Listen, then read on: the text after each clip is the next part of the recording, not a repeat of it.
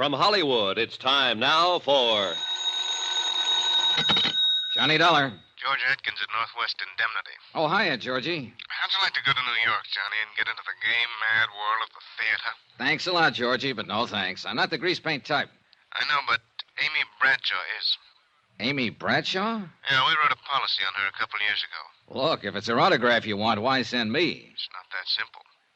Anyhow, she's got all the fans she wants. I know. I'm one of them. I think she's great. Johnny, looks like somebody's trying to kill her. Georgie, I'll be right over.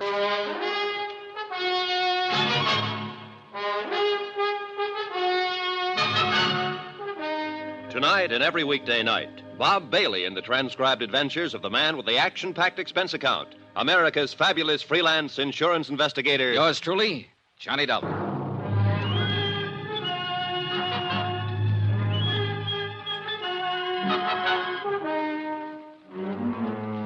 Expense account submitted by Special Investigator Johnny Dollar to the Northwestern Indemnity Alliance, Hartford, Connecticut. The following is an accounting of expenditures during my investigation of the Amy Bradshaw matter.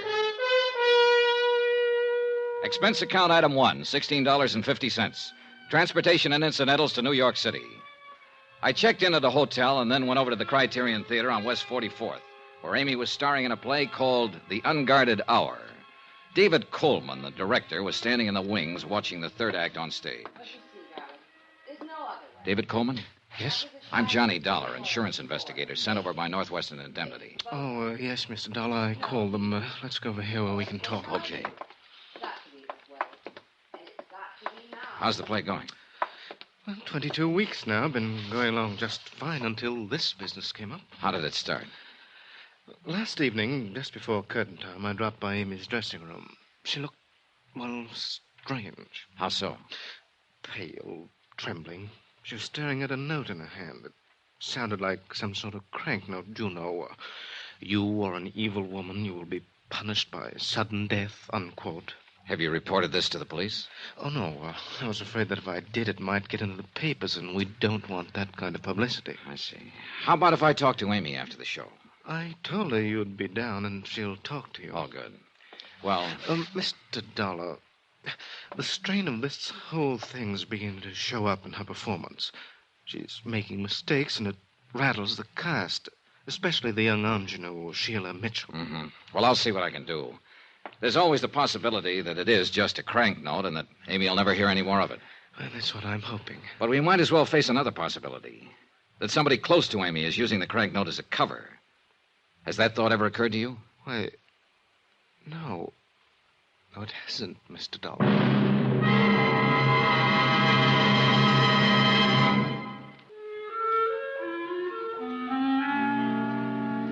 I waited for Amy Bradshaw in her dressing room at the theater.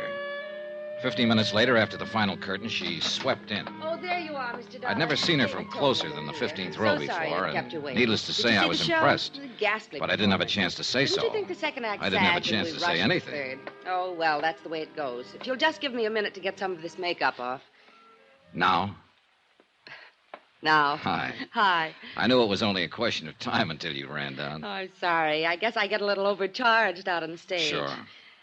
Listen, it's nice meeting you, Mr. Dollar, and I know why you've come down here, but I think you're wasting your time. Oh? Yeah. This whole thing's really pretty silly, you know. I hope so, Miss Bradshaw. You mean Amy. Okay, Amy. Say, look, how about having a drink with me somewhere? We can talk about it. Well, I'd love to, but I'm afraid I have a date tonight. Could we make it tomorrow, maybe? Sure, okay, anytime. Excuse me. Come in. Oh, Mike. Oh, hello, Amy. I'm sorry, I didn't know you had company. That's all right. This is Johnny Dollar. Johnny, Mike Pomeroy, my agent. Mr. Pomeroy? How are you? What'd you think of it tonight, Mike? Well, they seem to like it okay. Oh. Tell you what, Amy, I'll see you tomorrow, eh? Tomorrow, Mike? I've got a few things I got to take care of tonight. Contracts to go over, things like that. Oh, of course. Well, glad to meet you, Dollar. Night, Amy. Is that offer of a drink still good, Johnny? Well, sure, but I thought you said you have... Oh, sure, let's go. Thanks for understanding. Anywhere in particular? There's a little place right down the street, small and quiet. Good. Oh, What's the matter? Would you mind if we crossed the stage and went out the other door? Oh, no. Why? I think someone's waiting for me outside this exit. Oh. Sort of a friend of mine, Porter Kane, but he can be a little wearing, and I'm rather tired. Sure. I could see him through the open door. A thin-faced, rather elegant-looking man in a black Homburg. We went out the other side and down the street to a bar a few doors away. Item 2 on expense account, $4, drinks. After the first one, Amy relaxed a little. I wanted to get her talking about herself, and it wasn't too tough to do. There's not really much to tell about me. I've been acting a long time. Sometimes it seems too long. I've come a long way. Some people would say up. I hope it is. You make it sound pretty simple, Amy.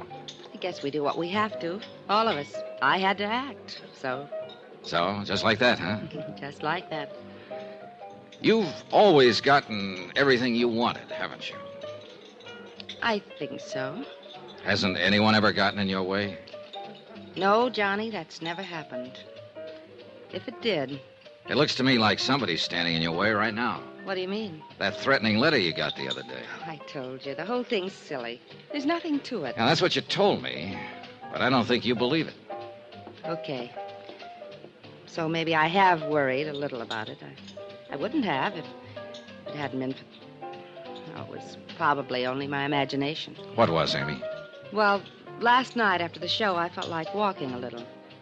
I went west on 44th Street to Times Square, and as usual, it was crowded. I stood on the curb waiting for the light to change, and suddenly I got shoved out into the street. Oh? Right out into the traffic. I jumped back just in time. You see who did it? How can you tell in a crowd like that? I know. It was probably only coincidence that it happened right after I got that note, but... Oh, Johnny, I still just can't believe anybody is really trying to do me harm, but... I guess what's been making me nervous during the performance is staring out at that blackness past the footlights, wondering if there's somebody out there who hates me. Uh-huh. I guess I can't stand being hated, Johnny. I've got to be loved. Look, Amy, did it ever occur to you this might not be a crank out in the audience, that it might be someone closer to you? What? Johnny, that's impossible. Isn't? I don't have many friends. They've mostly to do with the play, but those I have are good ones. Who else besides your agent, Pomeroy? How about the director? David Coleman, he's a very old friend and one of the best. How about the producer?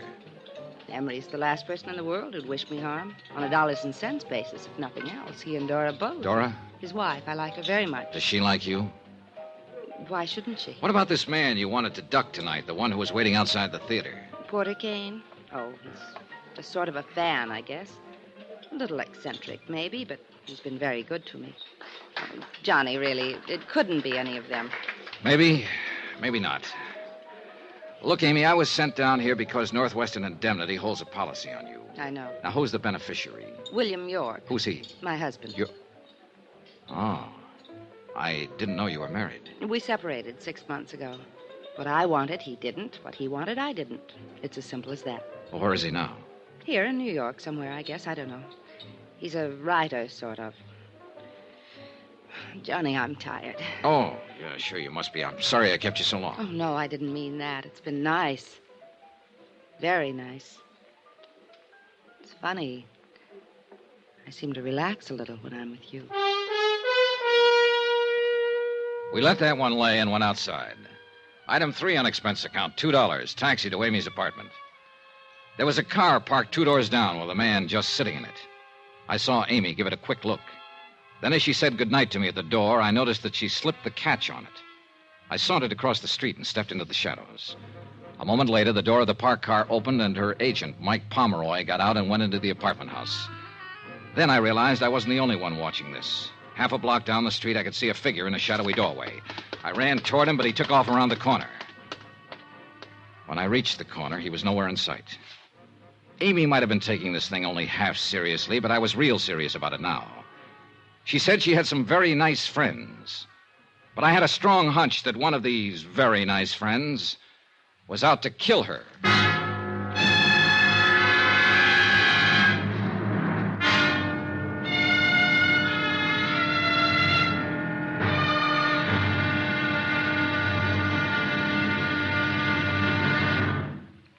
Now, here's our star to tell you about tomorrow's episode of the Amy Bradshaw matter. Tomorrow, the Criterion Theater again, and a third-act curtain that wasn't in the script.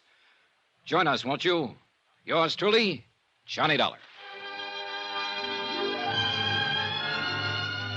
Yours truly, Johnny Dollar, starring Bob Bailey, is transcribed in Hollywood. Written by Robert Ryf, it is produced and directed by Jack Johnstone.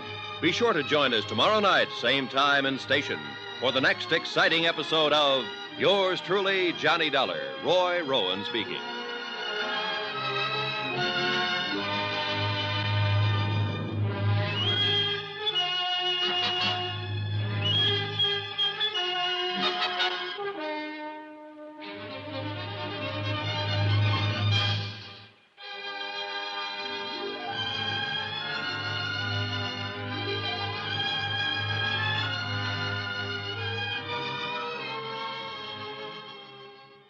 From Hollywood, it's time now for Johnny Dollar. Al Cintella down at precinct headquarters, Johnny. Oh, hi, Al. Sorry I missed your call a few minutes ago. What's on your mind? An actress named Amy Bradshaw. Amy? One of my favorites. Me too. But right now, I seem to be looking for a guy who doesn't feel that way about her. Huh? Al, it looks like somebody's trying to kill Amy Bradshaw. Better come down here and tell me all about it.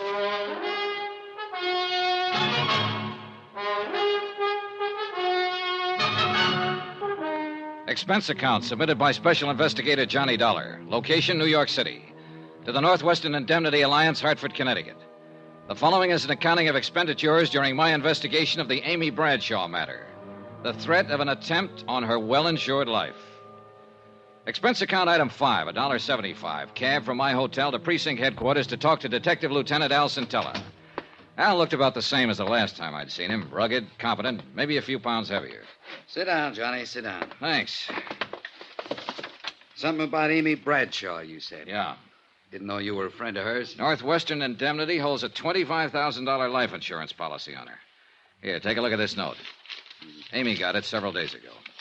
You are evil. You will be punished by sudden death. Oh, come on now, Johnny. A couple of nights ago, after the show, somebody shoved Amy off the curb and out into the traffic over in Times Square. Well, the same thing happens to me almost every time I'm around Times Square. You know what I smell in all this? Oh, sure. You probably smell a publicity stunt. I sure do. You think I'd fall for a thing like that? You known Amy Bradshaw very long? No. I'd seen her in a few shows, but last night was the first time I'd ever met her in person. If I didn't know you pretty well, I'd say you might be getting a little stage struck on her. Uh-huh. What about the man who trailed Amy to her apartment last night? Oh? Who? I don't know. I chased him, but he had too much of a lead on me. I still wouldn't go jumping to any conclusions. Who you got to work on, for instance? Well, for one, David Coleman, her director. Then there's the producer, Emery Taylor, and his wife, Dora. From what Amy said, I gather Dora doesn't like her very well. Anybody else? And there's her agent, Mike Pomeroy. She seems to be pretty wrapped up in him. Whole stable full, huh? Yeah, looks like it. Also, a fellow named Porter Kane, who's usually hanging around the theater waiting for Amy. And finally, the man I really came to talk to you about. Who's that? Name is Bill York, her husband, but they're separated. Oh? She doesn't know where he is. You figure he might tie in somehow? He is the beneficiary of Amy's insurance policy. Well, I'll see if I can turn up an address on him for you. Okay, thanks, Al. In the meantime, I think I'll pay a call on this Porter Kane. See if I can find out just how good a fan he is.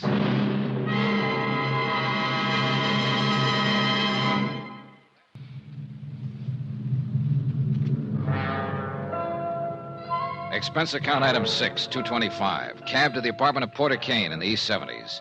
It was an expensive-looking place. I got there about noon, but Porter Kane was just finishing breakfast, accompanied by Chopin. May I offer you a cup of coffee, Mr. Dollar? Oh, thanks.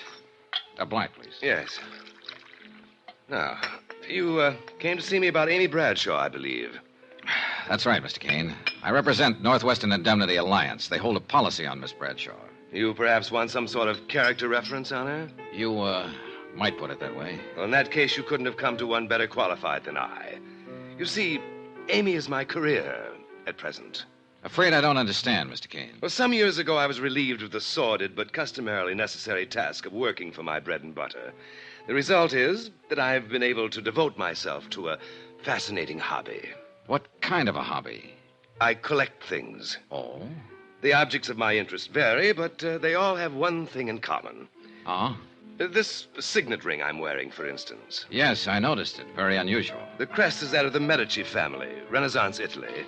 The only ring of its kind in the world, so far as any of the authorities on that period are aware. That vase on the table, the painting on the wall, that sculpture. One of a kind, huh? Precisely. Which brings us quite logically to Amy, who is clearly one of a kind. So?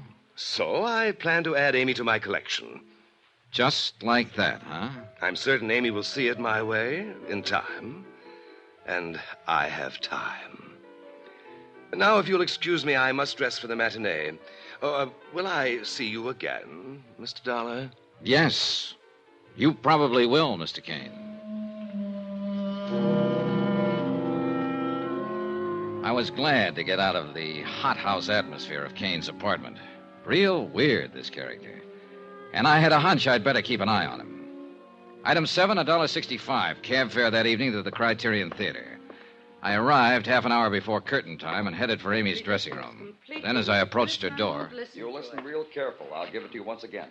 You've been tossing wrong cues to Sheila for 3 nights now. You've been doing everything you can to upstage her and make her look bad. Mike, it's just that I've been nervous lately.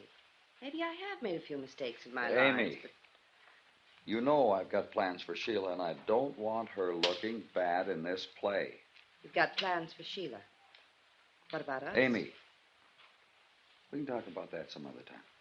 But for now, I just want you to understand. You're to lay off Sheila. I mean it. Is that a threat, Mike? Take it any way you like.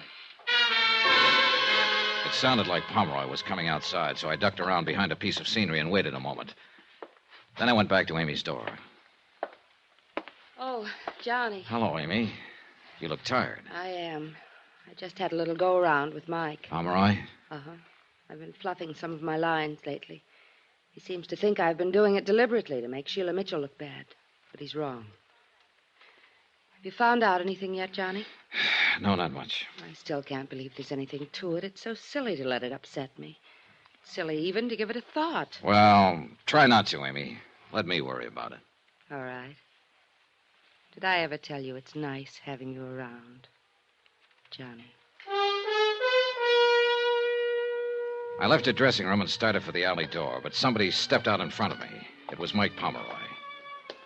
Hello, Dollar. Oh, hi, Pomeroy. I was just talking to Dave Coleman, the director. He told me he was the one who sent for you. He told me why. You didn't know about the threatening letter Amy got? No, I didn't. Look, Dollar, every actress I've ever known has gotten at least one note like that during her career. You don't think this should be taken too seriously, then? No. Amy's pretty nervous these days, and as long as you're around stirring things up, she'll be worried about it. If there's anything to be done about it, I can handle it. In other words, you want me to mind my own business, that it? You said that, Dollar. I didn't. It might not be a bad idea. Funny thing. When somebody tells me to lay off a case, my interest in it always doubles. After the final curtain, I went backstage to wait for Amy. The stage door was open, and I could see Porter Kane waiting in the alley outside. So I went over to him. Well, Mr. Dollar, good evening. Hello, Kane. On duty again tonight? Perhaps that's one way of putting it. I thought I might have a little chat with Amy after she's changed. I'm afraid she has a date. Oh? Do you happen to know with whom? Yeah, me.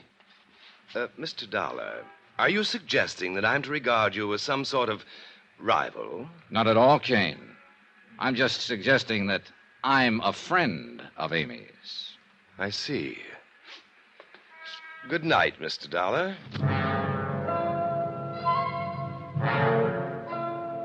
After Kane left, I stood beside the stage door and tried to figure out some of the angles on this case. There were too many of them. By the time I went in, the theater was dark, except for a dim light bulb over the stage, and everyone had gone. Everybody, that is, except Amy. I ran into the darkened theater. She was standing horrified next to the stairway by the dressing rooms, her eyes fixed on something that lay on the floor. Johnny, I was on my way out to meet you. I heard it swish through the air. This heavy sandbag. It barely missed me. Oh, Johnny. Stay back against the wall, Amy. You'll be okay there. I climbed the long ladder up to the catwalk above the stage, where they sometimes use the sandbags to balance hunks of scenery. It was dark up there. I started edging along the catwalk. Suddenly, my foot hit a loose board. I almost lost my balance. A loose board that could have been left for me. And it was a long, long drop down to the stage. Whoever had been up there knew the theater pretty well. Finally, I went back down to Amy. She was trembling. Johnny? It's okay, Amy. It's okay. Johnny? Maybe I didn't take it seriously before, but I do now. Somebody dropped that sandbag from up there deliberately. Somebody is trying to kill me, and I'm scared, Johnny. I'm scared.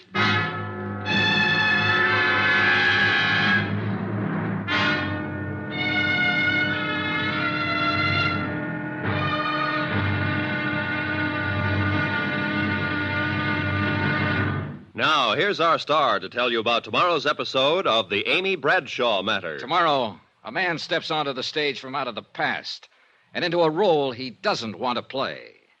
Join us, won't you? Yours truly, Johnny Dollar.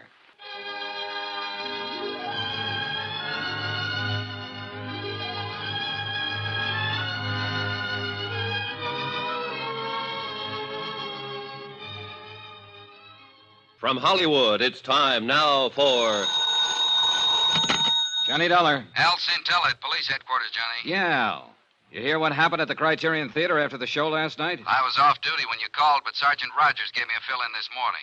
So somebody tried to drop a sandbag on Amy Bradshaw backstage. Yeah, a real near miss. You still think these attempts on her life are publicity stunts? Looks like your hunch was right. I'll have a couple of my boys keep an eye on Amy. Thanks. Johnny, you wanted to know the whereabouts of this guy, Bill York, the husband Amy separated from. What have you got on him, Al? 768 West 4th Street, down in Greenwich Village. Thanks, I'll check it.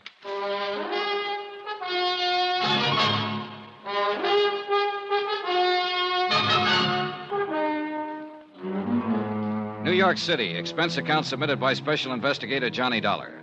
To the Home Office, Northwestern Indemnity Alliance, Hartford, Connecticut. The following is an accounting of expenditures during my investigation of the Amy Bradshaw matter. Expense account item 8, $275. Taxi from my hotel to Greenwich Village to try and locate a writer named Bill York, who had separated from Amy 6 months ago. Amy was a good actress, but she couldn't hide the fact she was plenty scared by the attempts on her life in the last 3 days. My hunch was it was someone close to Amy, and Bill York was very much on my list. After all, he was the beneficiary on her life insurance policy. I hadn't been to this part of the village in 2 or 3 years, but from the looks of it, it hadn't changed a bit. Defiantly shabby and run down. A few beards here and there, a few gals with long, straight hair. Bookstores and bars, side by side. I checked at the address Al Santella had given me. It was a beat-up old rooming house. You come down here to interview the famous writer, something like that? Not exactly. Too bad. Here I thought you wanted to carry my message to America. No, I'm afraid that's a little out of my department, Mr. York. Amy did mention that you were a writer. I can tell you exactly what she said. She said, you know, Bill's a writer, sort of, right? Well, as a matter of fact. Amy always felt it necessary to apologize for me. That was one thing about our marriage that was always so charming. Well, look, I didn't come here to discuss your marriage, York. I don't know what you're so bitter about. It's none of my business. Why, Dollar, what do I have to be bitter about? Here I am, an artist, living an unfettered life of freedom in Greenwich Village. What more could I ask? I guess I haven't read any of your books. Don't worry about it. You're in good company. You and the publishers. Oh, that's too bad. Must make a little problem in the grocery department. Oh, that doesn't worry me. You see, one can always manage to live comfortably in hock. Oh? And if one is willing to hock his soul, of course the returns are much greater. I don't get you. That's not surprising, because nobody else but me would call it my soul. It's just the manuscript for an unpublished novel. 3 years of work and sweat and pain. But my clever pawnbroker, Mr. Pomeroy, has a fair idea what it means to me. Mike Pomeroy, Amy's agent? Charming chap. Quite shrewd. In other words, if you could raise some money, you could get this brainchild of yours out of hock from him. Tell me, how long's it been since you've seen Amy? Several months. Why? You haven't been uptown near her apartment the last few days, huh? No. You sure? Of course. Anything else? No. Not for now.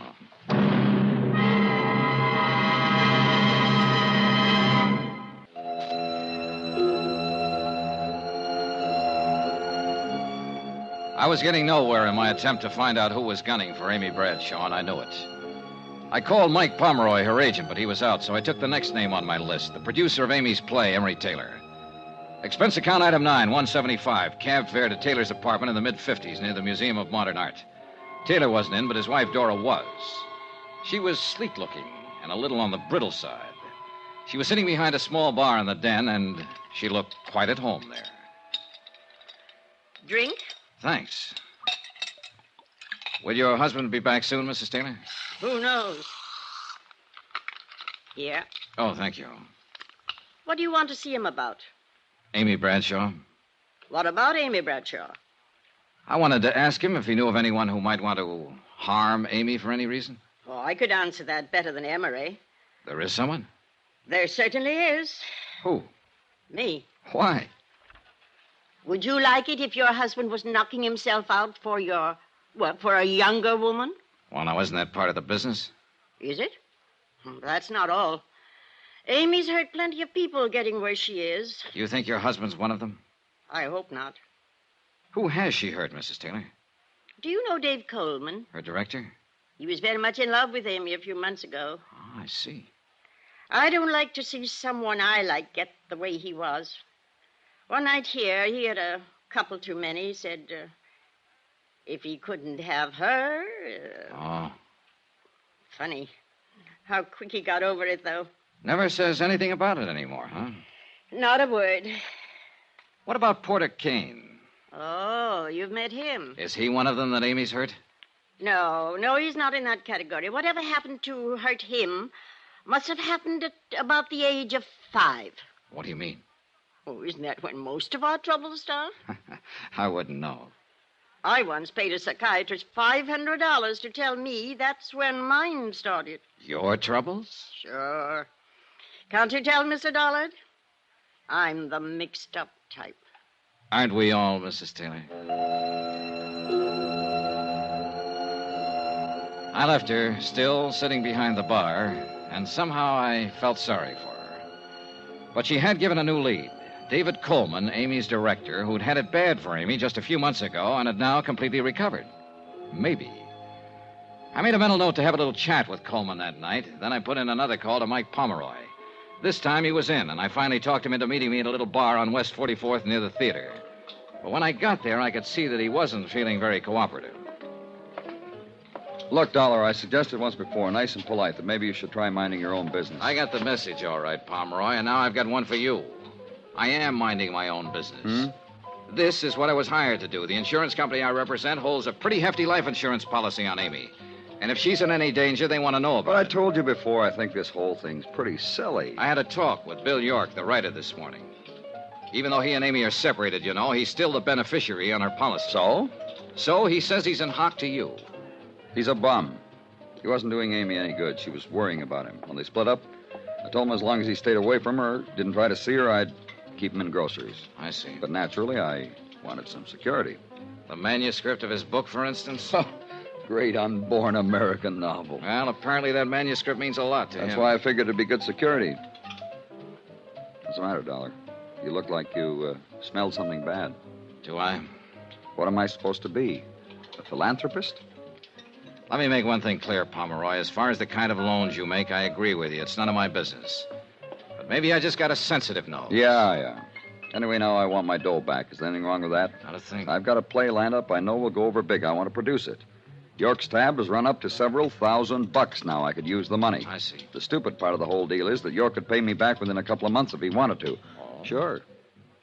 There's a lot of dough floating around to be made in television these days. But that prima donna thinks he's way above that sort of thing. This play you want to produce, Pomeroy, will it star Amy? No. Sheila Mitchell. Oh. Well, thanks for the information. Be seeing you. I doubt it. On my way over to the Criterion Theater, I thought about Pomeroy. A rugged customer. And I felt he was one more who wouldn't let anyone stand in the way of anything he wanted to do. After the show, I picked up Amy backstage and took her back to her apartment. She looked very tired and didn't say much. We said goodnight at the front entrance, and I started walking along the sidewalk. Then I spotted somebody in the shadows across the street again, watching. I could tell from his hat and coat he was the same one who'd been there the night before last. I kept on walking until I reached the corner, then circled halfway around the block to an alley and edged up on him from behind. He didn't see me until I dove at him. Well, Bill York. So, what are you doing here? So you haven't been near Amy for a long time, huh? Except tonight and the night before last, watching her apartment. Darling. Come on, York, start talking. And it better be good.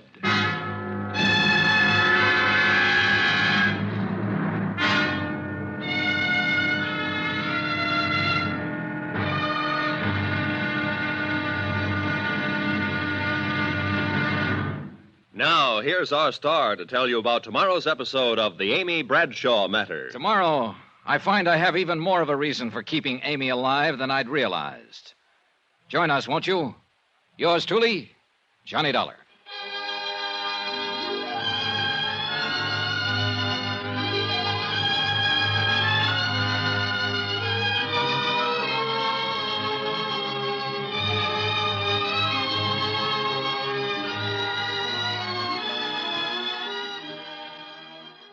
From Hollywood, it's time now for Johnny Dollar. Al Sintella at police headquarters, Johnny. Better get over here to my hotel room, Al. I've got company. Who is it? Bill York. Amy Bradshaw's ex-husband? Right. I caught him watching her apartment half an hour ago, and he's the one who was watching it the other night. This time I had better luck catching him. Has he opened up yet? No, but he will. Johnny, take it easy with him. I think he's got plenty to tell us. Looks like he's the boy we're after, Al. I'll be right over.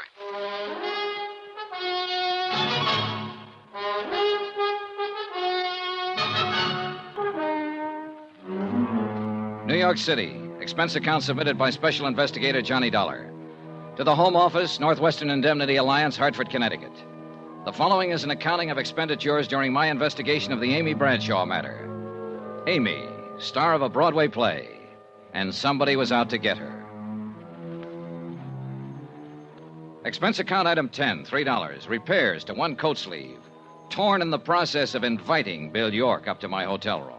Look, Dolly, you've got no right to drag me up here to your room this way. York, you're going to sit right here until you open up and tell me all about the attempt on Amy Bradshaw's life. What? You come in.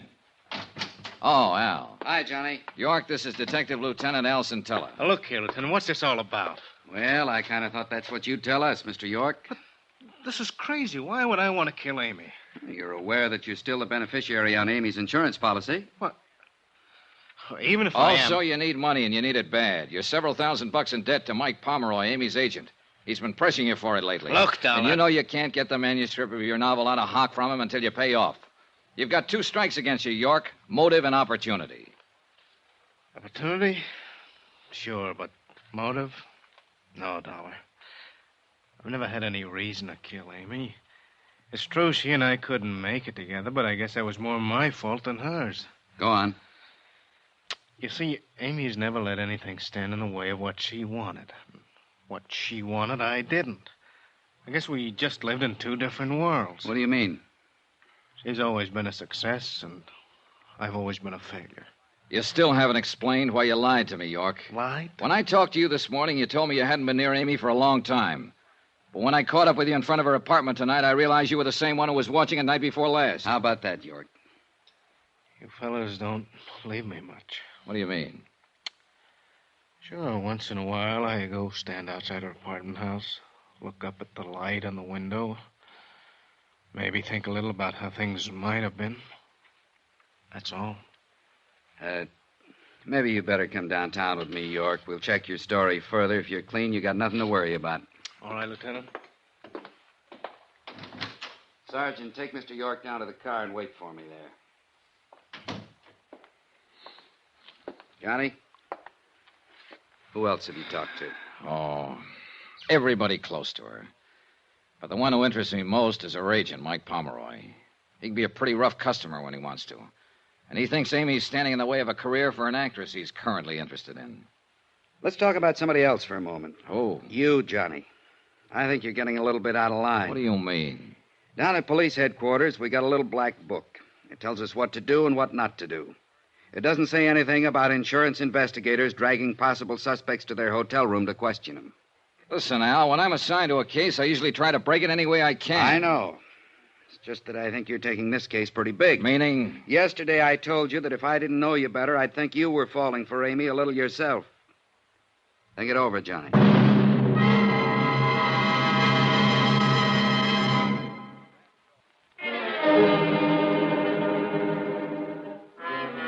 Expense account item 11, $4, drinks. For me. I thought about what Al Centella had said. The possibility I was falling for Amy Bradshaw. Thought about it for 2 hours. Finally, I decided I had to find out if he was right. I went over to Amy's apartment. It was good of you to come over, Johnny. I just can't seem to sleep lately. Yeah. I noticed there's a policeman on duty down in the lobby. Lieutenant Centella arranged for that. It's funny. It should make me feel better, but it doesn't. It just keeps reminding me of it. A threat on my life. I'm glad you're here, Johnny. So am I. Awfully glad.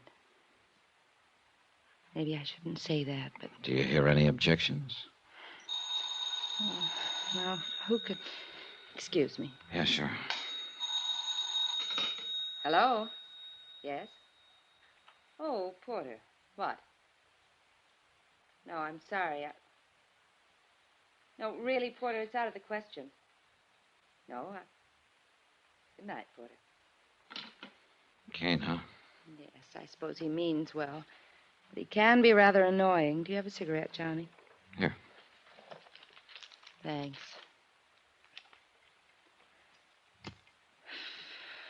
You seem rather quiet tonight. Oh, just thinking, I guess. It's funny. A meeting like this. Yeah. Just a few days ago, I didn't know you at all. And now... And now what? I don't know, Johnny. I don't know. Amy. It was a mistake, Johnny. I'm sorry. Was it? Yes. Johnny, I'm afraid I've hurt a couple of people in the past. I don't want to hurt you. Don't worry, you won't. And that's the wonderful thing about being an actress. You play so many parts. The kiss. That was playing a part, huh? Even if it weren't, Johnny, it'd be no good. There'd always be something between us. It's right over there on the mantel. The clock? Yes. We can't turn it back. If I'd met you a long time ago before Mike, but I didn't. No. So? Is the clock so bad, Amy? It is to an actress. Sometimes I pretend it isn't there. You ever do that, Johnny? No, it doesn't do any good. But you can try. You can live a whole life trying. Isn't that really what we all do? I don't know. We go along playing our parts, doing what we have to do, pretending the clock isn't there. But all the while it is. And though we keep on fighting against it, we know we can't turn it back. We can't even stop it. One thing I'd accomplished, I guess. I'd decided I wouldn't be seeing Amy anymore after this case was wound up. Winding it up, though, was another question, and I was still as far from home as ever on it. But I couldn't seem to get Porter Kane and his quaint little hobby of collecting things out of my mind. Why, good evening, Mr. Dollar. Hello, Mr. Kane. Come in, come in. Thanks. I know it's late. I'm sorry. Not at all. As a matter of fact, I was hoping I'd see you again. I don't want to keep you. I see your hat and coat. No, there. I'm not going out. I've just come in. Oh. You said you were hoping you'd see me again? Yes, I enjoyed our other little chat very much. I suppose you came to talk some more about Amy Bradshaw. Matter of fact, Mr. Kane, I came to talk about you. Splendid. And about your hobby. Collecting. A fascinating hobby, Mr. Dollar. You take it pretty seriously, don't you? I've devoted most of my life to it. And I may say that I've succeeded rather brilliantly with it. Each item in my collection is incomparable, without equal. Yeah, one of a kind. And that, of course, is precisely why Amy is necessary to complete the collection. The crowning and final edition. Final? Yes. For your information, Mr. Dollar, when I've acquired Amy, I intend to cease my hobby. Oh. She will complete my collection. Without her, though, it is still incomplete. Mind if I ask you a couple of questions, Mr. Kane? Not at all. You seem to have been pretty successful with your collection. Have you ever run up against an item you wanted but couldn't get? Of course not. That just doesn't happen. Has it ever happened? I can't remember that it ever... Yes. Yes, it did happen once. When? When I was 9 years old. A playmate of mine had a lollipop that I admired greatly. He wouldn't give it to me, and he wouldn't sell it to me. What did you do? I did the only logical thing there was to do. I smashed the lollipop, Mr. Dollar.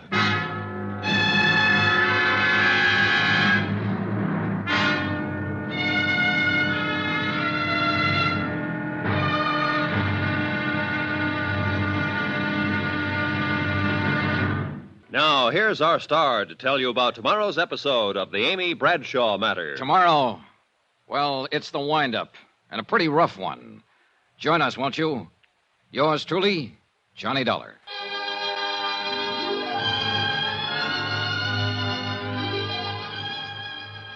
From Hollywood, it's time now for... Johnny Dollar. It's Amy Bradshaw, Johnny. Amy, it's 1 a.m. Anything the matter? Yes, can you come over right away? Sure. Your apartment? No, I'm in my dressing room at the Criterion Theater. At 1 o'clock in the... Amy, there's a policeman assigned to you. Is he with you? No, I went out the back way. I came over here alone. But why? He's supposed to be protecting you. Johnny, I can't explain now, but I think I finally know who's been trying to kill me. I want to talk to you right away over here. Hurry. Please hurry.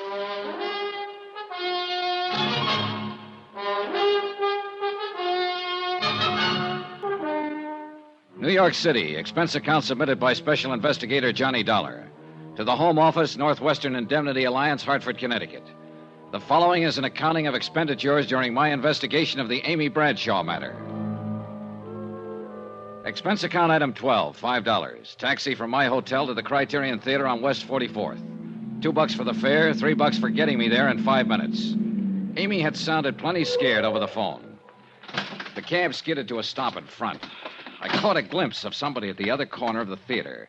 It looked like Porter Kane. I couldn't be sure, and I didn't have time to find out right now. Backstage, it was quite dark, and I had to feel my way through some... The shot came from the direction of Amy's dressing room. Mike Pomeroy, her agent, was lying on the floor, dead. There was a gun on the floor, too, just inside the door. Johnny! Oh, Johnny! What happened, Amy? Amy, stop it! Tell me what happened. The door. Door? The shot, it came from the door. I ran outside the dressing room, across the stage, into the alley. No one in sight. Back inside, I found a light switch. So I phoned Al Centella at police headquarters, told him what had happened. Amy was quieter now. Johnny. Amy, look. I know it's tough for you to talk right now, but you've got to try and tell me. I know. A little after midnight, Mike called me at my apartment. He said he wanted to talk to me about something important. His office is nearby, and he asked me to meet him here in my dressing room. So I came over right away. Go on. Mike and I started talking. Suddenly I saw the door opening a crack. A hand with a gun. Mike. Easy. Mike saw it, too. He dove in between me and the door. And collected the slug. He fell against the door and it slammed on the hand. The gun dropped. And the next thing I remember, you were in the room. You didn't see who was holding the gun? No, just the hand. Amy. And there was something on one of the fingers that I recognized. A large signet ring? Yes. Yeah. It belonged to the guy out on the sidewalk. Porter Kane.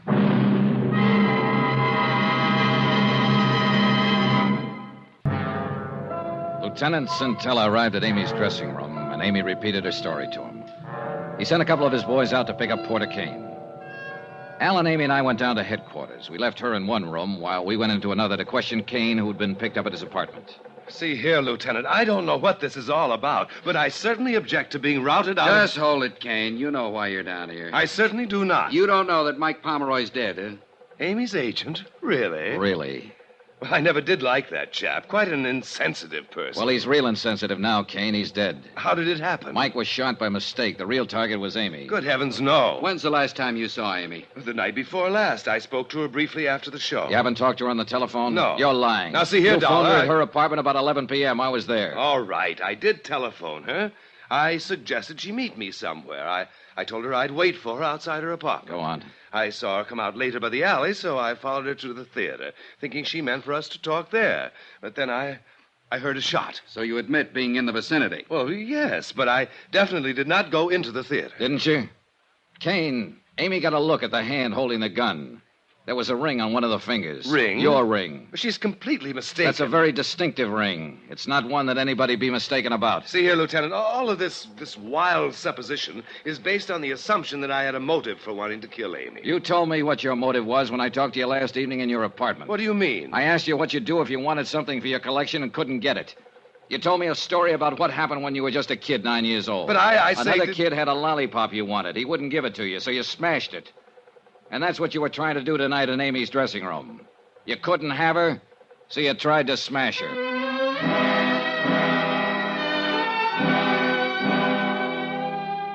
There wasn't much point in my hanging around. So I got Al Centella's permission to take Amy back to her apartment. We could wait there for any new developments. Amy didn't say a word all the way. When we got there, she sat in a chair staring at the wall. When she finally spoke, it was more like she was talking to herself. He's dead. Amy. He's dead because of me. Stop talking that way. Mike Pomeroy jumped in the way of a bullet. If he hadn't, you'd be dead. Would have been better that way. Stop it, Amy. Johnny, Yeah. I think... You think what? Oh, just a minute. I'll get it. It was Al Centella down at police headquarters. When he finished talking, I didn't say anything. There wasn't anything to say.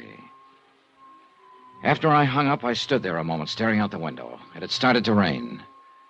I felt old and tired and empty and sick. I went back into the other room again. Amy was sitting there looking at me. Johnny, Yeah, Amy? was that call for me? No. Who was it? Lieutenant Centella. Oh, The gun that killed Mike Pomeroy. There were no fingerprints on it. You said you saw a bare hand with a ring on it holding the gun. A bare hand would have left fingerprints. You killed him, didn't you? yes, Johnny. The attempts on your life, you faked them, didn't you, to convince people you were in danger so you could kill Pomeroy and we'd think the shot was intended for you. Why, Amy? You know why. Yeah, I guess so. You loved Mike. You knew he was growing away from you. So fast. So very fast. You saw him get interested in a younger actress. You knew she was taking your place with him. To Mike, I was dead. I couldn't stand that. I really couldn't. So I started making it look like I was in danger. It wasn't very hard, Johnny. I'm a good actress. Yeah. After a while, I almost began to believe I was in danger. Something was after me, was hunting me. It finally caught up with me, and I did what I did. Which of us is the hunter, Johnny? And which is the hunted? Amy, Yes.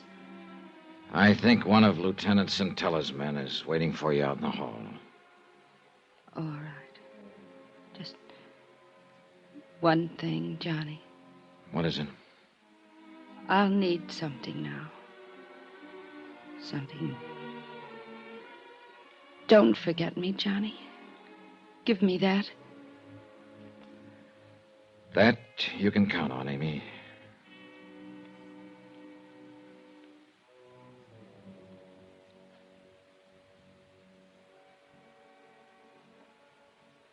She walked out of the room, and she didn't look back. I'm glad she didn't.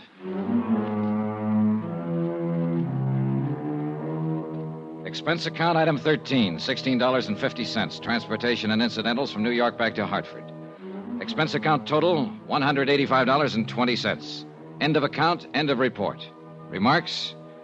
Amy repeated her confession to Lieutenant Centella. Her trial's coming up soon. Sweet case. Well, tomorrow's another day. So they tell me. Yours truly, Johnny Dollar.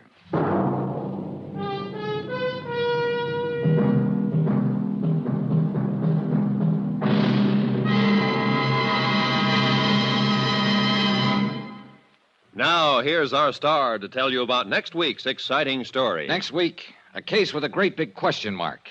Accident, suicide, or just plain murder? Join us, won't you? Yours truly, Johnny Dollar.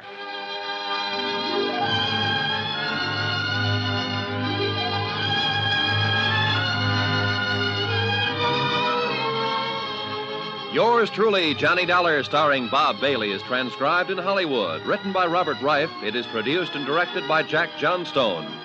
Heard in this week's cast were Virginia Gregg, Florence Walcott, Don Diamond, Larry Thor, Vic Perrin, and Carleton Young. Musical supervision by Amerigo Marino. Be sure to join us on Monday night, same time and station, for another exciting story of Yours truly, Johnny Dollar. This is Roy Rowan speaking.